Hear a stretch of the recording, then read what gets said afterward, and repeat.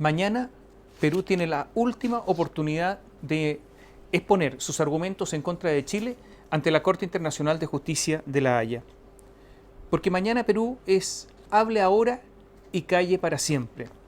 Calle para siempre ante la historia.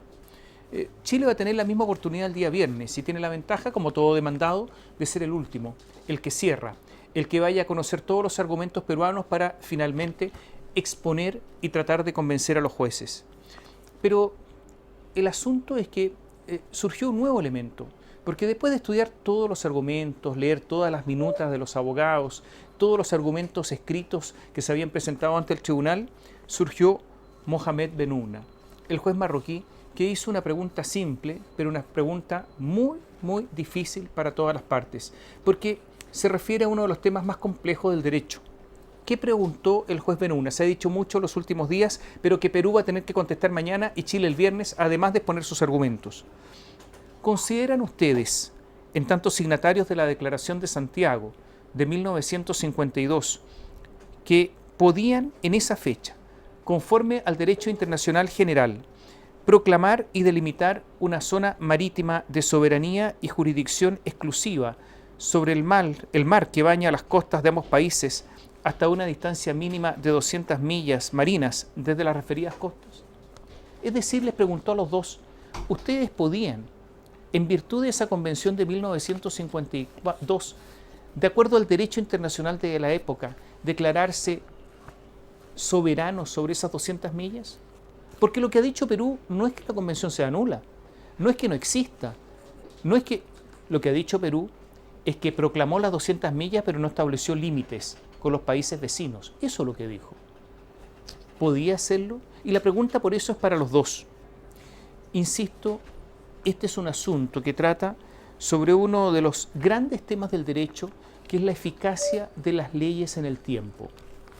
El principio, todos lo sabemos, es el principio de la irretroactividad. Es decir, que las leyes no se pueden aplicar a situaciones anteriores a cuando han sido dictadas. Hay excepciones, es verdad. Por ejemplo, en materia penal existe el principio pro reo. Es decir, cuando una ley nueva es más beneficiosa para un reo, pese a que el acto que cometió ese reo es anterior, se le aplica esa ley. Incluso ha habido casos en que hay hechos que una ley establece que son delitos, después se modifica la ley o se deroga la ley y ese hecho ya no es delito, se le aplica esa ley, obviamente. Y en el derecho internacional tiene sus fuentes principalmente en la costumbre y en los tratados que pueden ser bilaterales, son contratos, o multilaterales. Principalmente son esas las fuentes, hay otras. La pregunta es, ¿cómo opera el derecho internacional en materia de tiempo? ¿Qué normas se le aplican? Es verdad, existe en principio el de la irretroactividad. Y si quiero poner una guinda más a la complicación, ¿qué se ha dicho por parte de Chile siempre? El principio de derecho internacional, ahora ante la Corte, el principio de derecho internacional pacta sunt servanda. Es decir, los pactos deben ser servidos, deben ser cumplidos. Le ha dicho Chile a Perú, cumpla los pactos, señores peruanos. Estado de Perú, aquí hay un tratado de límites. Los romanos le agregaban una frase más, sic rebus tantibus, estando así las cosas, o sea, mientras permanezcan las mismas circunstancias. ¿Qué pasa con el derecho internacional? Bueno, en el derecho internacional se habla del derecho intertemporal, en el resto del derecho también, pero en materia de derecho internacional es muy importante. ¿De qué se trata esto? Y especialmente estas normas en derecho internacional se han referido a la forma en que un Estado adquiere un territorio determinado. Hay que decir, lo primero es que el desarrollo de toda esta teoría se ha hecho a través de sentencias, lo han hecho los jueces. 1885, el Papa León XIII, en un conflicto entre España y Alemania por las Islas Carolinas. 1928, un famoso fallo de Max Huber en un conflicto entre Estados Unidos y Holanda por la soberanía de las Islas Las Palmas. En 1931 hubo un arbitraje del rey de Italia entre Francia y México por las Islas Clipperton. Hay un fallo de la Corte Permanente de Justicia Internacional, que es la antecesora de la actual Corte de 1933 sobre Groenlandia Oriental. Hay un fallo de la Corte Internacional de Justicia de 1953 sobre algunas islas entre Francia e Inglaterra. Y hay un famoso fallo, la verdad es que es una opinión consultiva de esta Corte, de la Corte Internacional de Justicia, sobre el Sahara Occidental. Posiblemente la respuesta tanto de Perú y de Chile se basen en este tipo de sentencias. Pero, ¿cuál es la norma? A ver, imagínense que un Estado adquirió un territorio en los tiempos en que había colonialismo. Esas eran las normas de la época.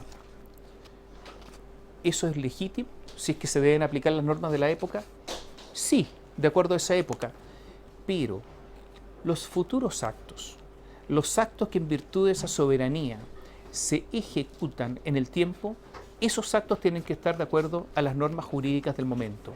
Y por lo tanto, en materia de colonialismo, por ejemplo, se ha determinado que la libre determinación de los pueblos son más importantes y por lo tanto cualquier acto que en virtud de jurisdicción colonial se ejecute, naturalmente que está supeditada a la libre determinación de los pueblos. Por lo tanto, tenemos que señalar que los actos nuevos tienen que estar de acuerdo a las leyes nuevas. Todo esto es enormemente complejo. El principio es, entonces, todo acto o situación debe ser interpretada de acuerdo a las reglas del derecho que le son contemporáneas. Y esto es justamente lo que preguntaba el juez marroquí. Esto es, por eso es tan complicado.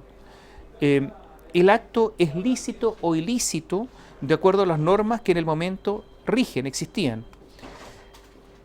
¿Qué preguntó el juez marroquí? ¿Podían ustedes, chilenos y peruanos, tener jurisdicción sobre 200 millas de acuerdo al derecho internacional de la época?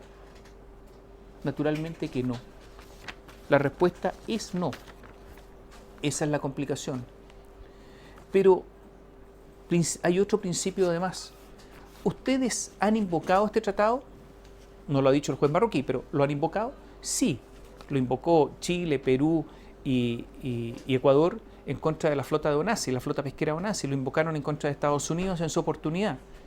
Y por lo tanto, mañana Perú, si es que dice que el tratado no es válido, chocaría contra un principio internacional que es el principio del estopel, que nadie puede ir contra las conductas propias, no se puede alegar contra la propia conducta, es el principio de la preclusión del alegato cuando se ha tenido una conducta determinada. Por lo tanto, yo insisto que la respuesta es enormemente compleja para los dos países. Pero por otro lado, hay que recordar que el derecho internacional se ha ido formando a través de actos.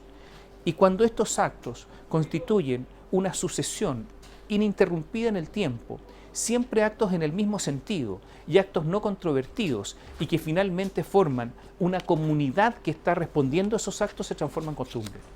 Y la costumbre forma parte del derecho internacional, es fuente del derecho internacional, es norma. ¿Podría sancionarse a 3 países que fueron pioneros en el derecho del mar moderno en cuanto a las 200 millas marinas, justamente por ser creadores del derecho? Son respuestas muy interesantes que va a tener que dar la Corte, si es que la Corte entra en esto, porque insistimos, la pregunta fue de un juez determinado y no de todos los jueces, no del tribunal colegiado. Lo cierto es que la pregunta es realmente fuerte para los dos. Posiblemente la respuesta del tribunal va a ser más bien una respuesta política y no jurídica.